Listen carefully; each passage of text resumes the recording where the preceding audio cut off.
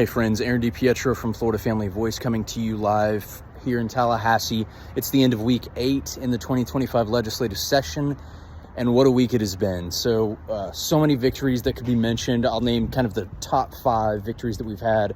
Earlier this week, we saw the Office of Faith and Community bill pass the state Senate with a good, strong majority. This office codifies the Office of Faith and Community, which has been in existence for multiple years, doing incredible work supporting the ministries, churches, and nonprofits of the state of Florida that are serving the most vulnerable and needy in the state. Also, just earlier yesterday, we saw House Bill 1539, the Materials Harmful to Minors Act, sponsored by Representative Doug Bankson, which seeks to close the loopholes in state statute allowing dangerous and sexually explicit pornographic materials in our public schools. That legislation passed with strong majorities.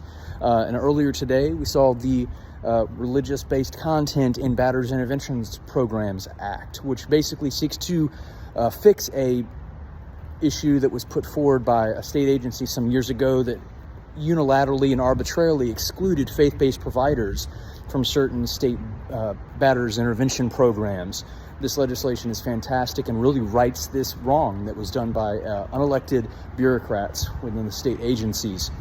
And then earlier today, we had the privilege of seeing the Parental Rights and Healthcare Act, which is a groundbreaking, revolutionary piece of legislation that really puts parents back in the driver's seats in the area of healthcare and really seeks to close a lot of loopholes of bureaucracy and institutions that were undermining both actively and behind the scenes parental rights across the state of Florida.